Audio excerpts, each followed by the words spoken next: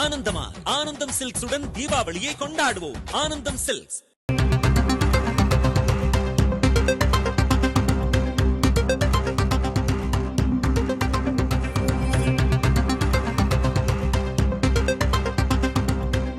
கரூர் சம்பவம் குறித்து விசாரிக்கும் சிறப்பு புலனாய்வு குழுவில் மேலும் 8 அதிகாரிகள் சேர்க்கப்பட்டிருக்கிறார்கள். அஸ்ராகர் தலைமையிலான குழுவில் மேலும் 8 அதிகாரிகள் சேர்க்கப்பட்டுள்ளனர்.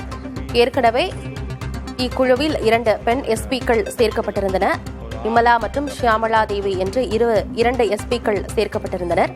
தொடர்ச்சியாக மேலும் 8 அதிகாரிகள் தற்போது இக்குழுவில் சேர்க்கப்பட்டுள்ளனர்.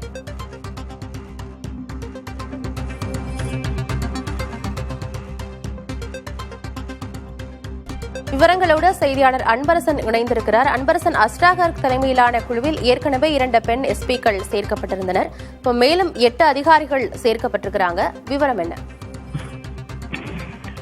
கரூர் துயரம் சம்பவம் தொடர்பாக இன்று காலை சிறப்பு புலனாய்வு குழு கரூரை சென்றடைந்து அங்கிருந்து முதற்கட்ட விசாரணையை தொடங்கியிருக்கிறது. குறிப்பாக கடந்த 27ஆம் தேதி தாவேக தலைவர் விஜய் பிரச்சார உரையின் போது ஏற்பட்ட கூட்ட நெரிசலில் சிக்கி 41 நபர்கள் உயிரிழந்தனர். இந்த சம்பவத்தில் 5 பிரிவுகளின் கீழ் வழக்கு பதிவானது செய்யப்பட்டது. குறிப்பாக கொலையாகாத மரணம், அதே போன்று அஜாக்கிரதையாக செய்த செயலால் பிறருக்கு மரணம் ஏற்படுத்தல், பொது சொத்துக்கு சேதம் விளைவித்தல், அரசு அதிகாரிகளின் உத்தரவை மதியாமல் இருத்தல் உள்ளிட்ட 5 பிரிவுகளின் கீழ் வழக்கு பதிவு செய்யப்பட்டு தாவேகா நிர்வாகிகளான ஆனந்த், சிடி நிர்மல்குமார், அதே போன்று மேலும் மதியழகன் உள்ளிட்ட 4 நபர்கள் மீது வழக்கு பதிவு செய்யப்பட்டு தொடர் நடவடிக்கையானது மேற்கொள்ளப்பட்டு வருகிறது. இந்த நிலையில்தான் உயர்நீதிமன்றம் 2 தினங்களுக்கு முன்பாக தீர்ப்பை ஒன்று வழங்கியது. குறிப்பாக இந்த எஸ்ஐடி என்ற சிறப்பு புலனாய்வு குழுவை அமைத்து விசாரணையை துரிதப்படுத்த வேண்டும் என உத்தரவிட்டிருந்தது. இதனைத் தொடர்ந்து வடக்கு மண்டல ஐஜி அஸ்ராகார், அதே போன்று அவரது தலைமையில் 2 பெண் எஸ்பிகள், அதாவது நாமக்கல் எஸ்பி விமலா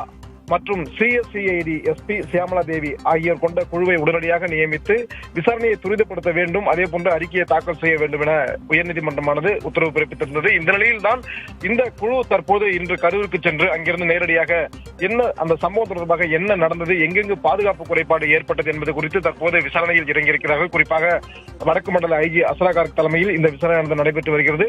இந்த நிலையில் தான் தற்போது 8 நபர்கள் கூடுதலாக சேர்க்கப்பட்டுள்ள தகவல் வெளியாகி இருக்கிறது. குறிப்பாக தங்களது விசாரணைக்கு தேவைப்படுவதற்காக, அதாவது வழக்கு குறித்த புலன் விசாரணைக்கு தேவைப்படுவதற்காக உதவிக்காக தற்போது 8 அதிகாரிகள் சேர்க்கப்பட்டிருக்கிறார்கள். அதில் தடயவியல் துறை அதிகாரிகளும், அதே போன்று 3 காவல் ஆய்வாளர்கள், அதே போன்று உதவி ஆய்வாளர்கள் என மொத்தமாக 8 நபர்கள் சேர்க்கப்பட்டுள்ளதாக சிறப்பு புலனாய்வு குழு அதிகாரிகள் தகவல் தெரிவித்திருக்கிறார்கள்.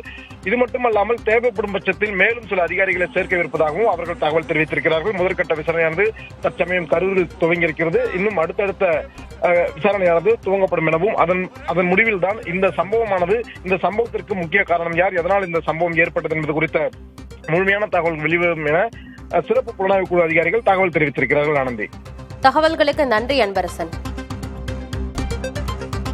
ஆனந்தமா ஆனந்தம் சில்க்ஸுடன் தீபாவளியை கொண்டாடுவோம். ஆனந்தம் சில்க்ஸ்.